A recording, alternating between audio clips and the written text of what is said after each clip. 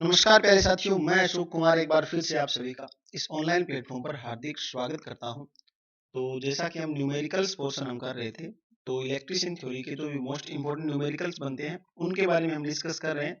और स्क्रीन पर आपको दिखाई दे रहा है बैटरी के चैप्टर के हम न्यूमेरिकल्स कर रहे थे, कुछ और न्यूमेरिकल्स पेंडिंग थे, उनके बारे में हम डिस्कस कर लेते हैं।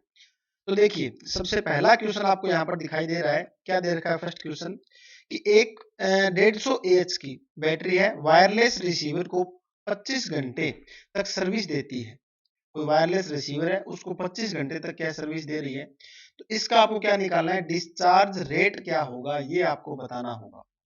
तो इस टाइप के न्यूमेरिकल्स को करने के लिए आपको अप्रोच पता होनी चाहिए भी, अप्रोच किस तरह से हम लगाएंगे, कौन से टाइप का जो है वो फॉर्मूला जिसके अंदर हम लगाएंगे। तो देखिए, अगर हमारे पास क्या है, बैटरी की कैपेसिटी दे रखी है, तो सबसे पहले हम लिख देते हैं कि बैटरी की जो कैपेसिटी कितनी दे रखी है, वो दे रखी है 150 एएच। ठीक है, आपको पता ही होगा भी, एग्जाम में बहुत बार पूछा जाता है कि बैटरी की कैपेसिटी किस में मापी जाती है, तो वो हम मापते हैं किसके अंदर, एएच के अंदर मापते हैं। इस एएच का मतलब क्या होता है, एएच का मतलब होता है एम्पियर हावर।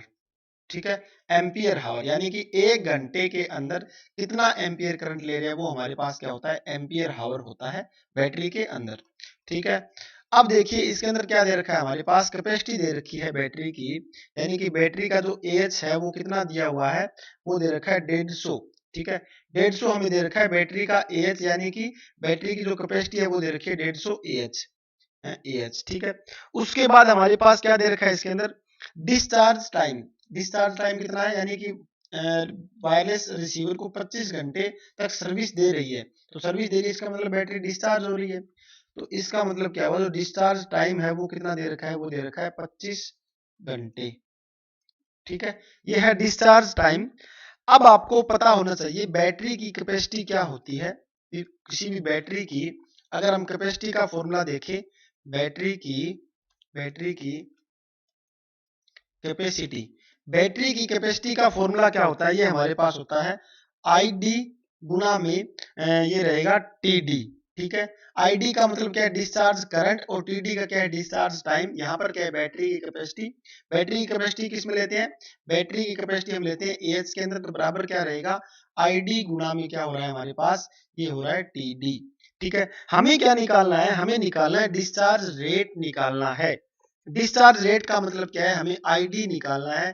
तो आईडी निकालेंगे तो हमारे पास क्या बनेगा, ये टीडी इसके डिवाइड में आ जाएगा, तो एएच बटा में क्या रहेगा, टीडी। यहाँ पर एच की वैल्यू कितनी दे रखी है, एच की वैल्यू है 150, और टीडी की वैल्यू कितनी दे रखी है 25। इसको हम डिवाइड करेंगे तो हमारा आंसर कितना मिलेगा, 6 एम्पियर हमारे पास क्या है, डिस्चार्ज रेट हमें मिल जाता है इस बैटरी का। ठीक है, तो ये बिल्कुल सिंपल सा क्वेश्चन था, बस आपको फॉर्मूलाज पता होने चाहिए किस तरह के आपको फॉर्मूले के यूज करने हैं। ठीक है ना, तो चलते हैं नेक्स्ट क्वेश्चन पे। नेक्स्ट क्वेश्चन देखिए क्या दे रखा है कि 8 एम्पियर के दर से डिस्चार्ज करने पर बैटरी की दक्षता 90% है। ठीक है, कोई 8 एम्पियर की दर से क्या डिस्चार्ज कर रहे हैं बैटरी को, तो उसकी दक्षता जो दे रखी है वो कितनी दे रखी है, 90 एच दे रखी है। यह 10 घंटे तक 16 एम्पियर रेट से डिस्चार्ज की गई।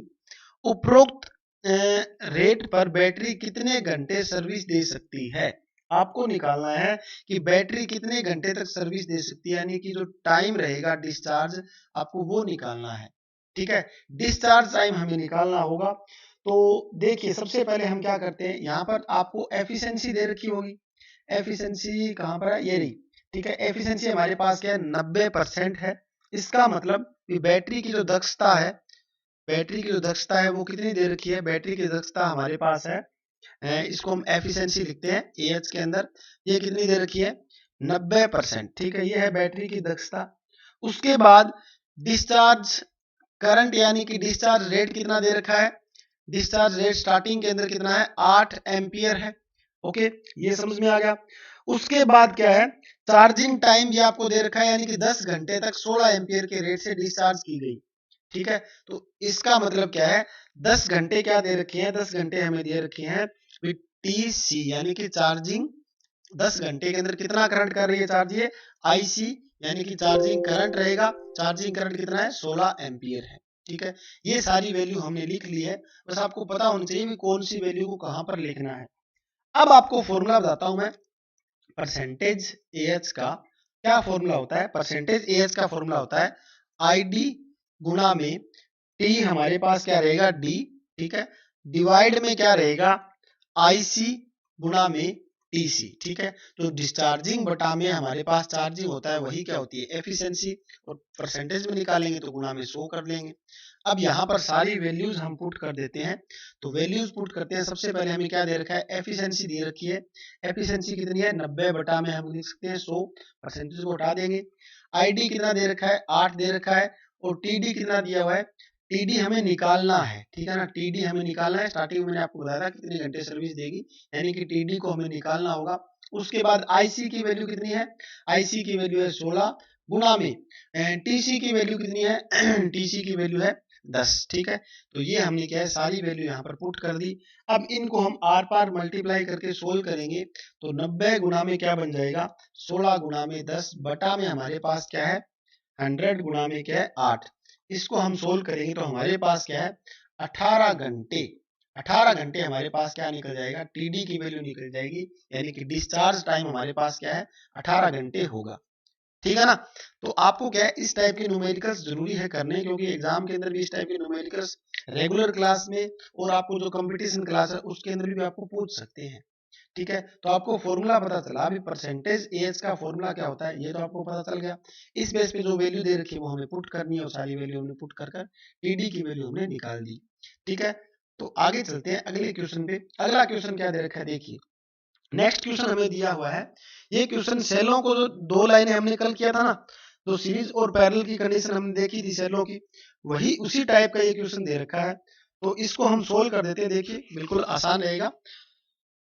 सेलों की 2 लाइनें जिसमें हर लाइन के 4 सेल सीरीज में लगे हैं, ठीक है। तो इसमें जो कॉम्बिनेशन मैंने लिया है सीरीज और पैरेलल दोनों का ले रखा है, क्योंकि दोनों आप सोल्व करोगे तो आपको पता चल जाएगा इस तरह से न्यूमेरिकल्स हम लगाएंगे इसमें। तो सीरीज और पैरेलल दोनों दे रखे हैं। हर सेल का ईएमएफ दे रखा है कितना 1.2 वोल्ट, और आंतरिक रेजिस्टेंस दे रखा है 1.6 ओम। सर्किट में इतना हमारे पास ओम पता करें, ठीक है ना, सर्किट में 0.5 ओम पता करें, तो ये हमें निकालना है। देखिए अब हमें क्या है मेन तो इसके अंदर करंट की वैल्यू निकालनी है, आई की वैल्यू निकालनी है।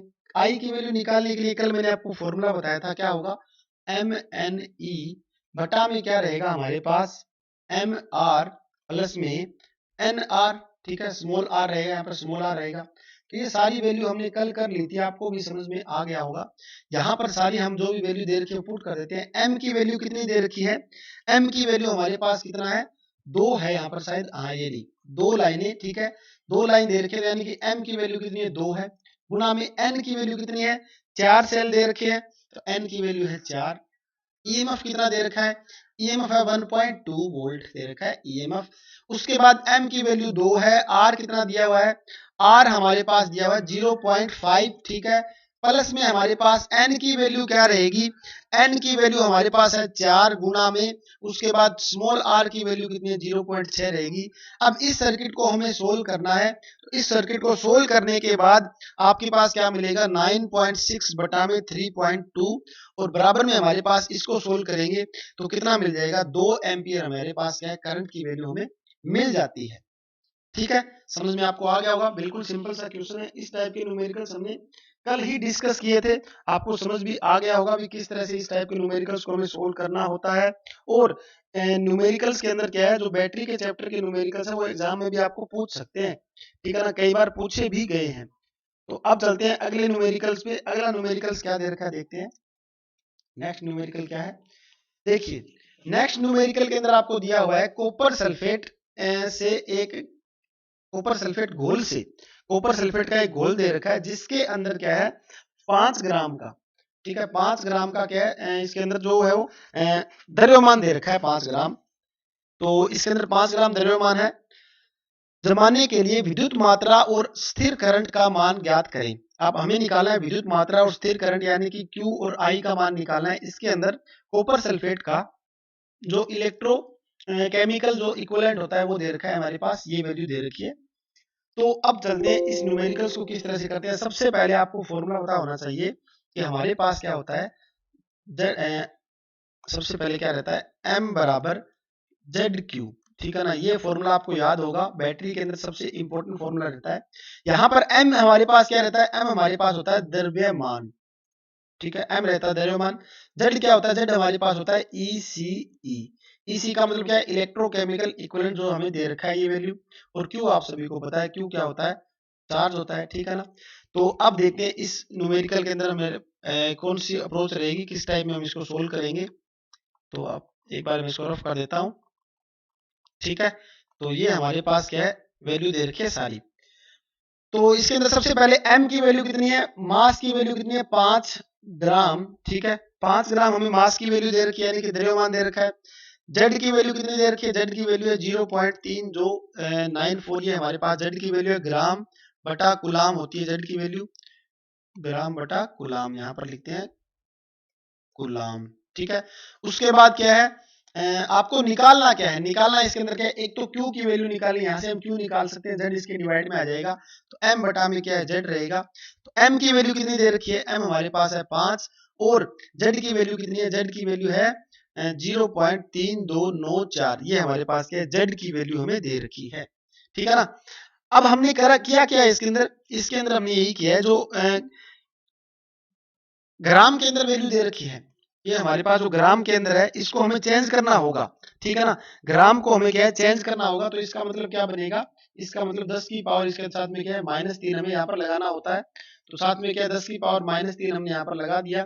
इसको हम सोल्व करेंगे, तो सोल्व करने के बाद हमें क्या मिलेगा, 15180, 15180 गुलाम, ये हमारे पास क्या है, आवेश की वैल्यू मिल जाती है, 15180 आवेश, ठीक है, गुलाम की वैल्यू मिल गई। नेक्स्ट देखिए, अब हमारे पास क्या है, इसके अंदर हम निकालेंगे आई, यानी कि करंट की वैल्यू। करंट का फॉर्मूला क्या होता है, करंट का फॉर्मूला आप सभी को पता है, Q बटा में क्या रहता है, T।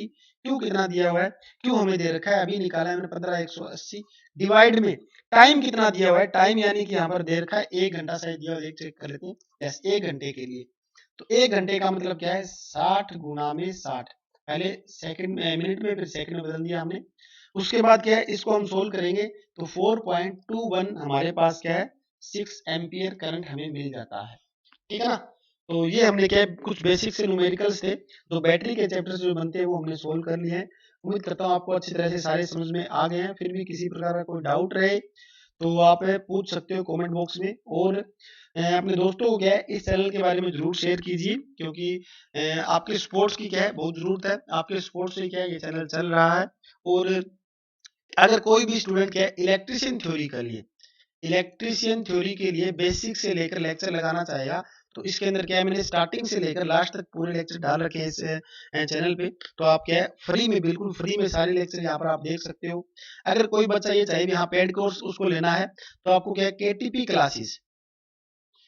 क्लासेस अपनी ऐप है, इस ऐप को क्या डाउनलोड करोगे, तो वहां पर हमने क्या है, एसएससी एएलएम के टेक्निकल हेल्पर के पेड कोर्स भी शुरू कर रखे हैं। तो ठीक है, तो आज के लिए इतना ही, मिलते हैं नेक्स्ट लेक्चर में, धन्यवाद।